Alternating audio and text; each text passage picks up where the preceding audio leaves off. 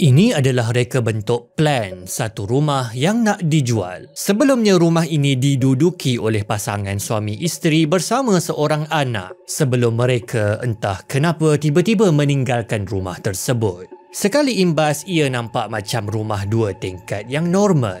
Tapi ternyata reka bentuknya ada perkara-perkara yang sangat aneh. Anda perasan tak sesuatu? Mari kita lihat di bahagian dapur. Korang perasan ada ruangan misteri?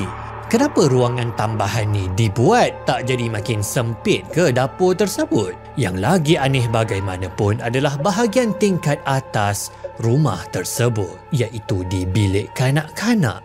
Perhatikan, ada satu pintu, kemudian diikuti oleh lorong, kemudian barulah masuk ke pintu bilik. Kenapa kena ada sampai 2 pintu nak masuk ke satu bilik kanak-kanak? Tak menyusahkan ke? Tapi bila kita amati keseluruhan bilik kanak-kanak ini, kita perasan sesuatu yang lebih aneh. Tak ada satu pun tingkap. Bilik kanak-kanak biasanya perlukan pencahayaan yang baik supaya anak mendapat cahaya matahari. Dan bukan itu saja, bilik airnya yang bersambung dengan bilik kanak-kanak tu pun tak ada tingkap.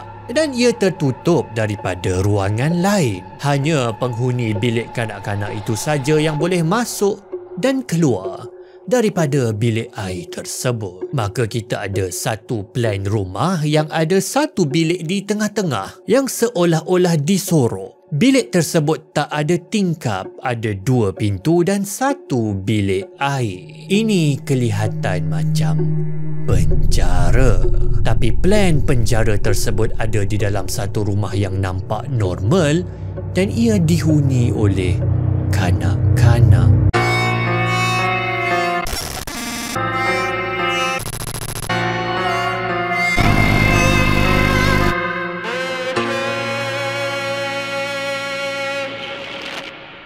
Reka bentuk rumah yang pelik ini adalah subjek utama dalam manga yang masih lagi tengah berterusan sekarang ini yang bernama The Strange House. Saya tak cerita lebih-lebih lah sebab nanti spoiler. Cumanya satu benda yang sangat-sangat menarik pasal manga ini bagi saya bila saya baca terus kena paut adalah cerita dia mengerikan tapi dia tak ada hantu langsung. Supernatural apa-apa pun tak ada.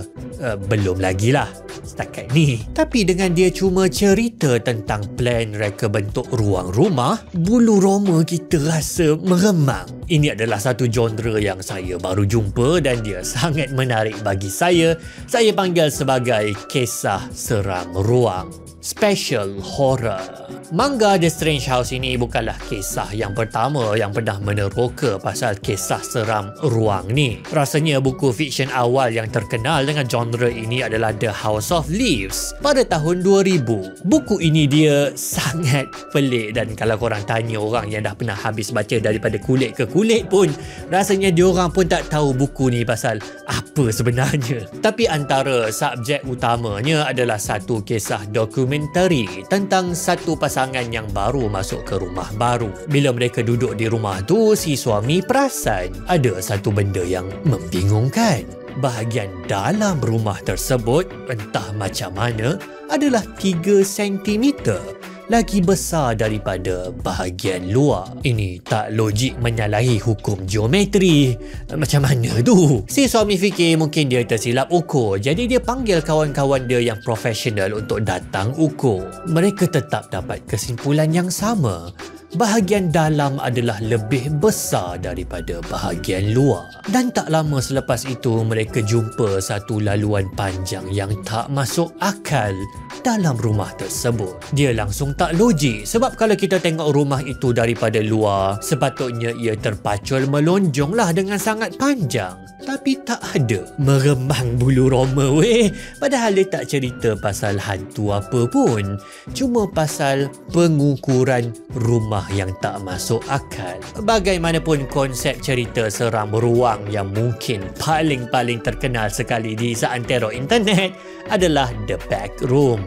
Bilik belakang iaitu ia adalah ruangan belakang dunia yang boleh dimasuki kalau seseorang itu terkeluar daripada lingkupan alam realiti. Lebih kurangnya lah macam kalau korang glitch dalam game dan bila korang masuk, korang cuma boleh mundar-mandir saja di se-infinity bilik yang nampak sama dan tak akan boleh keluar. Persoalan yang sangat menarik adalah macam mana kita boleh rasa seram, meremang bulu roma lain macam cuma dengan satu gambaran ruang. Yelah, bukannya ada darah apa sangat ke, zombie kampung pisang ke, hantu Kak Limah pun tak ada. Pengkaji psikologi kata dia ada kaitan dengan perasaan uncanny. Uncanny ni dalam bahasa Jermannya adalah, aku tak reti sebut, tapi dia bermaksud sesuatu yang tempatnya bukan di rumah. Dia tak diketahui dan kita tak biasa dengan benda tu. Dia rasa lain macam, rasa jijik, tak selesa yang kita susah nak terangkan. Sebelum ni saya pernah sentuh pasal kesan uncanny ni berkenaan sesuatu yang nampak macam manusia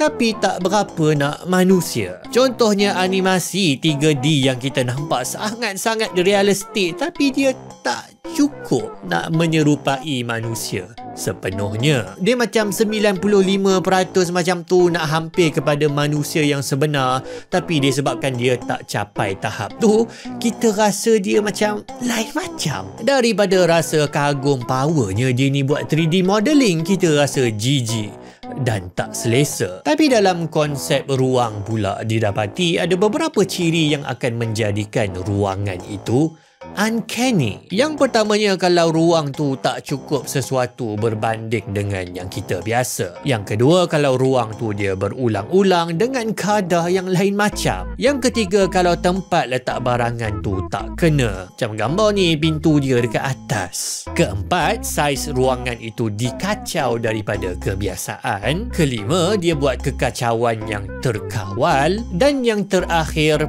penghuni ruangan tersebut. Elemen-elemen ni kalau ada, dia boleh buatkan ruangan itu jadi menyeramkan. Terutama sekali elemen yang terakhir itulah, penghuni. Kebanyakan gambar ataupun video ruangan uncanny ni yang boleh buat kita rasa seram adalah tempat yang kebiasaannya ramai orang, tapi tiba-tiba dia kosong. Pusat beli belah, hospital, sekolah, realiti tempat-tempat ini jadi terpesong daripada kebiasaan. Ada teori yang kata kenapa kita rasa seram dengan gambar-gambar ni adalah rupanya bila diamati tempat-tempat ini ratanya adalah apa yang kita panggil sebagai ruangan liminal. Iaitu tempat-tempat ni macam tempat perhentian, tangga, ruangan menunggu adalah tempat persinggahan yang wujudnya cumalah sebagai tempat perhubungan dengan tempat-tempat lain. Jadi tangga tu dia bukanlah tempat dia yang tersendiri. Dia cuma adalah penyambung antara tingkat atas dengan tingkat bawah. Dia sendiri tangga tu kita tak berapa rasa dia sebagai tempat. Itu menurut penjelasan ni lah. Tak tahulah geng-geng yang suka lepak dekat tangga sekolah tak setujulah kot. Bagaimanapun, kisah seram ruangan ini adalah satu genre, satu konsep yang sangat menarik. Sangat menjadi kesan seram dia. Tempat-tempat macam ni buat kita rasa tak selesa, bingung lah, dan dia buat kita tertanya kalau macam tu, ada tak tempat yang sebenar-benarnya tempat yang akan buatkan kita rasa selesa, kita rasa macam kita perlu berada, tempat kita berada di situ. Dan kalau kita fikir betul-betul, bukankah keseluruhan dunia kita ni adalah tempat liminal, tempat persinggahan yang cuma dia adalah tempat menghubungkan dengan tempat-tempat lain yang sebenar? Tahulah, faham ke tak?